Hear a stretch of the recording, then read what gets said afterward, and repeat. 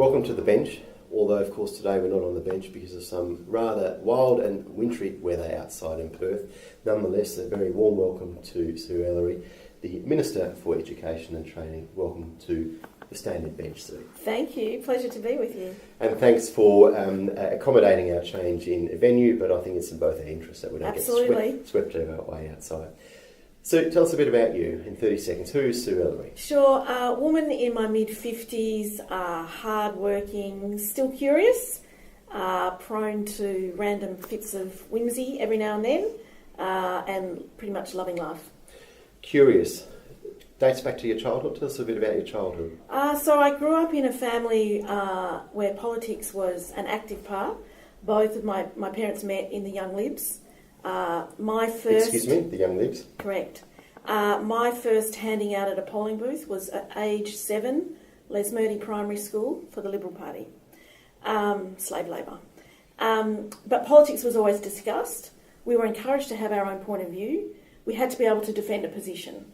So I took a different path than my parents, but as long as around the kind of dinner table I could defend my arguments, they didn't really care what the arguments were. They thought for a long time I was going through a stage. I'm 56 now, so I guess it's not a stage. And what was sort of your first recollection of when you first, I suppose, understood that what you were thinking, the positions you were taking were actually about politics, sure, rather than maybe life positions or... I guess at high school. So I was at high school in the late 70s. I graduated in 79. There was a lot of talk about politics, social justice, that sort of thing at my school. I was a student rep as well. So I started to think about politics then. My mum was working in a bookshop. I can remember asking her to get me books about women's refuges and things like that. So I started to get interested in politics and policy. Started to get interested in it then. It really confirmed when I was at university here at UWA. I've got to ask, of course, Sue, was it your parents' blue blood political view that turned you into the Labor stalwart that you are? I suspect it might have been a little bit. Pretty much the whole family is Conservative. I think there were some Labor voters on my dad's side. But, you know, my dad, to give him credit, you know, he voted for the Republic, that sort of thing. So there was probably a bit of rebellion in there as well. But I was interested in social justice issues. I can imagine there would have been some really good debates around the dining room table in the Ellery household. Absolutely. Usually from my parents' point of view, fuelled by a bit of alcohol as well, so that added to it. Tell us about life pre-politics.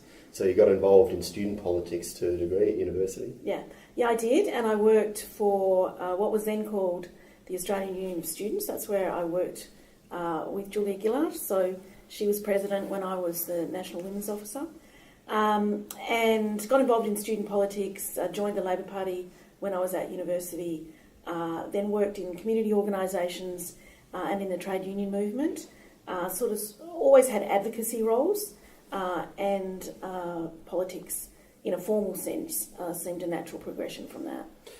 And it does, and we hear those stories a lot, of course, but what was there sort of a watershed moment, a sort of a crystal night moment where you thought, that's it, politics is where I need to go, in terms of Parliament is where I need to go? Yeah, I can remember being on the Oak Lawn at UWA. There was some kind of rally or debate, can't really remember what it was about, probably education fees or something like that. And I remember thinking then, I remember the precise moment and thinking then, actually, I think politics is where I want to end up. You were elected in 2001. I was. And how has life in politics changed? We'll get on to your different roles, but just go back in 2001, 17 years ago, over that journey, how has politics, the life of a politician, changed? It's faster, social media, basically. It was just starting.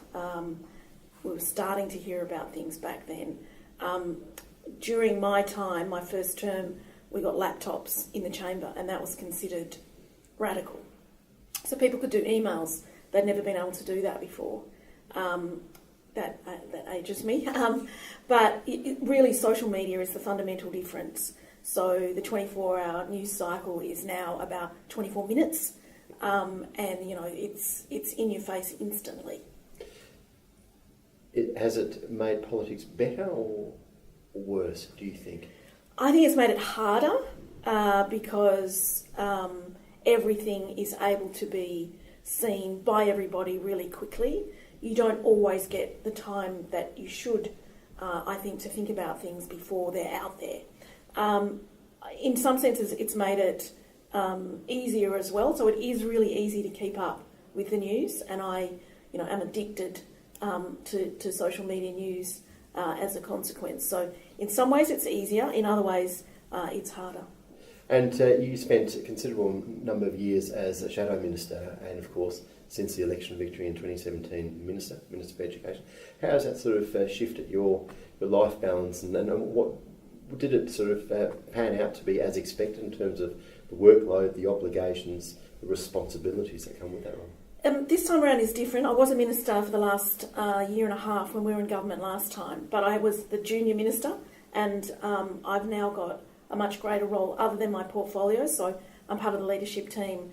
My role in what is now quite complex legislative council. So the time demands are insane, but busy is the new black. What does a typical day look like for the Education and Training Minister? It's usually about 12 hours long. Leave the house normally around sort of, if I've got an event, sort of 20 to 7, that kind of thing.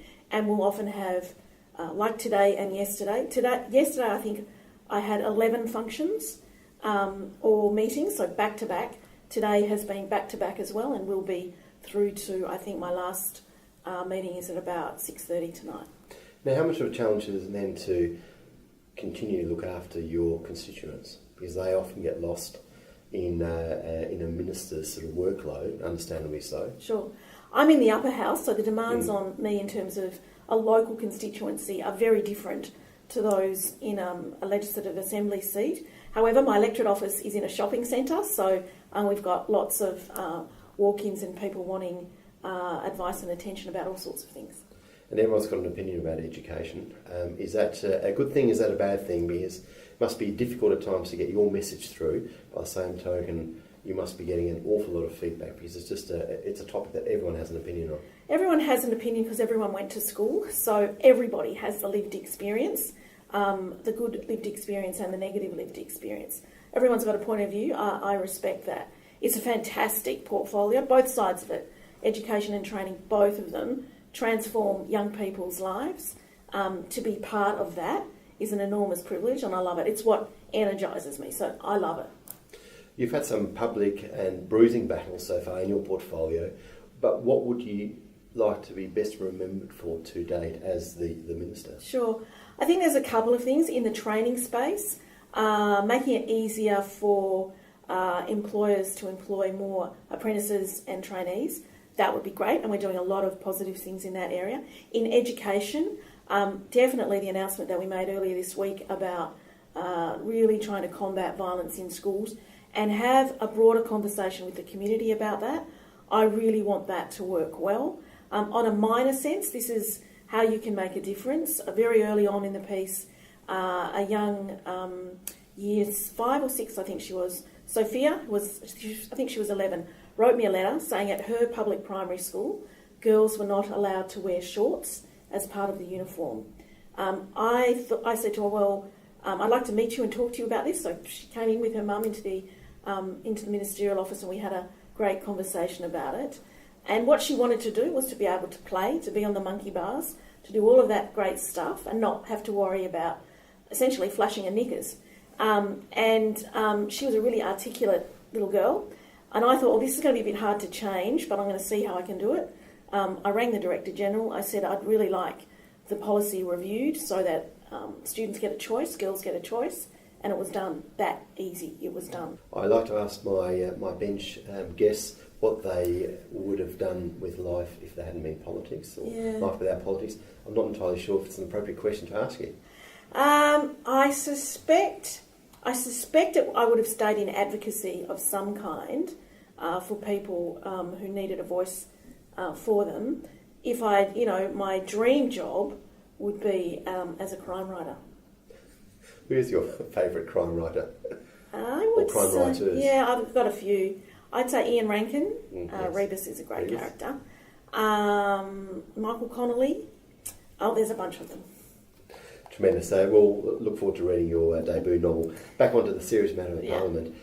How do we get more women into Parliament, Sue? Yeah, look, I think it is a combination of carrot and stick. I think the difference between, in terms of the two major parties, the difference between the Labor Party and the Liberal Party is that we introduced affirmative action, so a stick, if you like. We introduced rules. And I just think the evidence is clear now after, 20, maybe 30 years of our rule change. I think the evidence is clear, the difference between us. We've got more women in Parliament, and that is because of our rule change. I don't accept the argument that the rule change means you don't get women of merit. I absolutely reject that. But you can see on the benches in the state parliament now, in the upper house, the Liberal Party has one woman. And in the lower house, they've just increased that number, but it's still a tiny number. I mean, tell me how Parliament could become more family friendly. Because we're seeing that the business community's been slow, but I think progressively getting there at becoming more family friendly. I mean, there are issues around flexibility, of course, in Parliament. What could be done? What would be a couple of easy solutions? The hours, for a start. I mean, do we need to conduct our business until 20 to 10 at night? That's the standard sitting hour on a Tuesday night in the Legislative Council. Do we need to be sitting till midnight in the Legislative Assembly? Is that the only way that we can conduct our business? Those are some of the things. That's a fairly critical one. And then, having flexible arrangements in place. When it is flexible, being a Member of Parliament is very flexible. But when it's not, it's not. So when Parliament's sitting, it's incredibly inflexible. However, when Parliament's not sitting, I do have to say, getting to your child's assembly or getting to a doctor's appointment or whatever, you actually have significant control over your diary. It's when Parliament's sitting that you have very limited control. So you have quite a bit of interaction, of course, at school assemblies because you travel around. What is sort of the feedback? I know it might be fleeting, but what are the impressions that you pick up from our next generation about their attitude towards politics, towards Parliament, understanding and willingness to understand, I suppose? Yeah, I mean, I think our schools reflect generally our community. Primary school students are really interested in how things work and are really easy to engage in about things that matter to them. It's harder with secondary school students, and I think that reflects young people and younger adults as well, that disengagement from the political system. They're interested in issues, absolutely interested in issues. So you go into any secondary classroom and talk about environmental matters or talk about marriage equality. They don't understand why marriage equality was such a big deal. So they're definitely interested in issues, but the formal political process, they don't see as having any relationship with them at all, I don't think. And it's difficult, of course, in this sort of 24/7 media cycle that we've got, getting that in-depth analysis and education into, I suppose, the next generations, what politics is all about, the process, the importance of it, isn't it? Absolutely, and they're only going to get that in their family and at school. Social media, they will get the news that if they're interested in football, if they're interested in netball, if they're interested in a particular range of TV programs or young adult novels or whatever, that's what they'll get news about on social media. They certainly don't read newspapers. They don't watch free-to-air television. They don't watch televisions. Everything is on their devices. So the news they get is very influenced by the information they give those devices. I bet they haven't read an Ian Rankin book. Absolutely not. Absolutely not. So what would you like to be remembered for when your time in Parliament comes to an end? I think in a portfolio sense, if it is that, we've got more trainees and apprentices, and in an education sense, if it's about schools a better place to be able to do what they need to do, I'd like that. In a general sense, without wanting to get too kind of starry-eyed about it, if the state is better off than when I entered Parliament, I think that would be a good thing. Fantastic. Tell us something surprising about you. Well, I have a pixie ear. So I've got a little pointy bit on my right ear, and the freaky thing is my husband's got one as well. Okay, moving right along. How do you relax? I read. I go Obviously. I go to Broome, and that's my favourite place. And I watch a lot of Netflix. Tell us about Broome. Why Broome? Oh, I love it. I love that it's the red earth against the sea.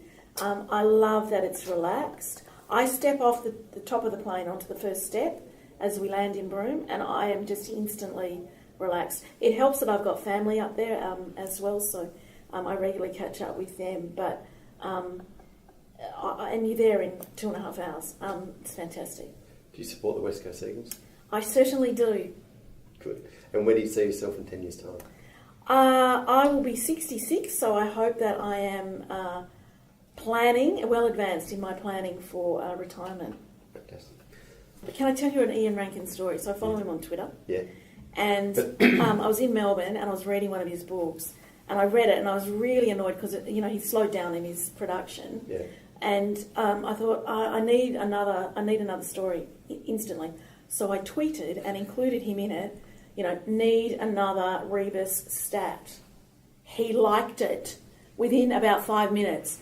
I was running around the hotel room like beside myself that Ian Rankin liked my tweet. Has he followed through on it? Yeah, he has, yeah. Good. That's good. So affirmative action. Yeah. Again. Yeah. Right. Sue, are you ready for the past 30? I am. Parliament. Democracy. Constituents. Real. Elections. Fun. P&Cs. Essential. The budget. Hard. Schoolies Week. Danger. School of the Air. Iconic. Inner City College. Exciting. Napland. Evolving. Mark McGowan. Leader. Mike Nahan. Oops. Simon Birmingham. Interesting. The media. Free. Twitter. Selfies. Sue Ellery, thank you very much for being on our bench today. My pleasure.